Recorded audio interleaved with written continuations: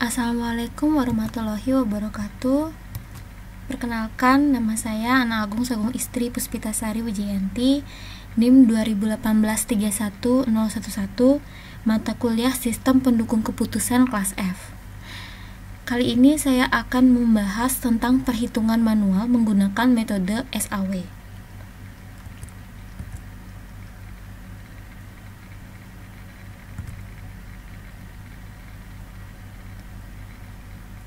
Baik, yang pertama, apa sih itu SAW? SAW itu adalah metode Simple Additive Weighting atau SAW, sering juga dikenal dengan istilah metode penjumlahan terbobot, di mana konsep dasar metode SAW ini adalah mencari penjumlahan terbobot dari rating kinerja pada setiap alternatif pada semua atribut. Nah, kita langsung aja ke contoh soal. Di sebelah kiri ini ada sebuah tabel di mana ada beberapa orang yang akan melamar pekerjaan. Di sebuah perusahaan akan ada melakukan rekrutmen. Nah, ini ada Justin, Indra, Roy, Mary, Dinda, Rasya, Robert, dan Tono. Ini adalah calon-calon programmer yang mengikuti program rekrutmen suatu perusahaan, di mana kriterianya adalah yang pertama ada benefit, yang kedua ada cost. Untuk benefitnya yaitu ada pengalaman kerja, yaitu C1, yang kedua ada pendidikan C2, sedangkan cost itu jarak tempat tinggal C3. Nah, yang di bawah ini, di tabelan di bawah ini adalah masing-masing kriteria memiliki bobotnya. Jadi C1 itu memiliki bobot 0,4, C2 itu memiliki bobot 0,3, sedangkan C3 itu memiliki bobot 0,3. Jadi totalnya adalah 1. Nah, kita langsung saja untuk menghitung benefit dan cost dari kriteria. Untuk menghitung benefit dan cost dari kriteria ini menggunakan rumus. Yang benefit ini rumusnya ini, yang cost rumusnya ini.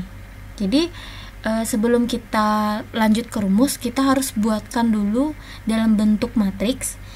Sebelah kiri ini adalah bentuk matriksnya. Gimana sih untuk mendapat sebuah bentuk matriks sedemikian rupa? Kita balik ke belakang lagi ya. Kita ambil dari ini, dari data calon programmer ini. Kita buatkan bentuk matriksnya. Ini kalian bisa lihat. Nah, ini adalah bentuk matriksnya. Lalu kita ke rumus aja langsung. R11-nya adalah 1. Jadi 1 dibagi 1. Itu kan sudah rumus. Ini satunya dapat dari mana?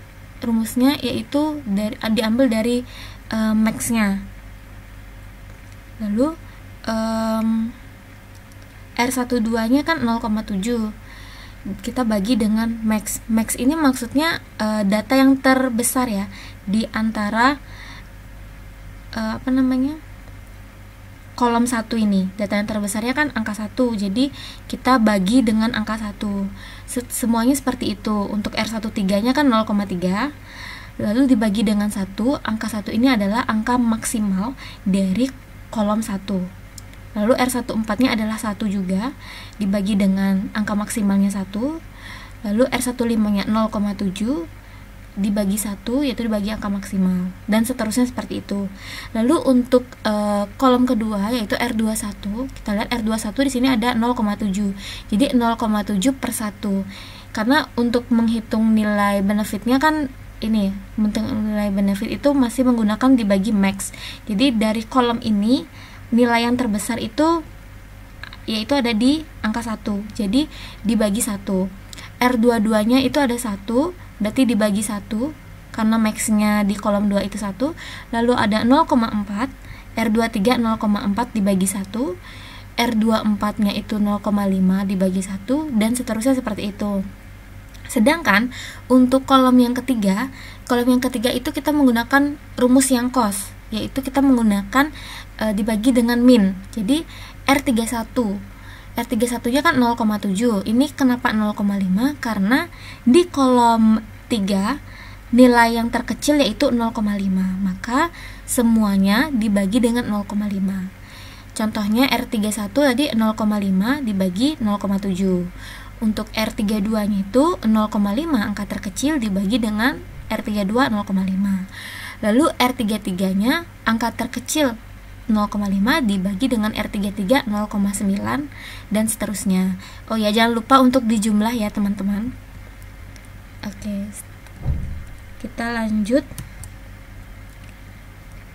Setelah kita menentukan benefit dan cost-nya, lalu kita menghitung nilai preferensinya, dimana kita bisa lihat pada tabel ini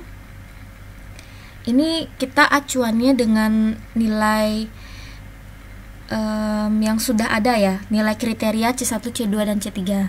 Tadi nilai kriteria C1 nya yaitu 0,4, kriteria C2 nya 0,3, dan kriteria C3 nya juga 0,3. Jadi kita lihat V1 0,4 dikali 1. Kenapa 0,4? Karena kriteria C1 dikali dengan 1. Dimana dapat angka 1, kita bisa balik lagi ke belakang. Ini, kita ambil dari hasil ini, hasil R11. Lalu 0,3 dikali 7. 0,3 ini adalah kriteria dari C2 dikali 0,7. Dari mana dapat angka 0,7? Itu kita ambil dari hasil dari R21 0,7. Lalu ditambah 0,3 ini kriteria C3 dikali 0,714. Di mana dapat 0,714? 0,714 didapat dari hasil R31. Nah, seterusnya akan seperti itu. Untuk V2 nya juga 0,4 didapat dari R12 dikali dengan hasil 0,4 ini adalah kriteria C1 dikali 0,7 didapat dari hasil C12. Lalu 0,3 ini adalah kriteria C2 dikali dengan hasil dari R22.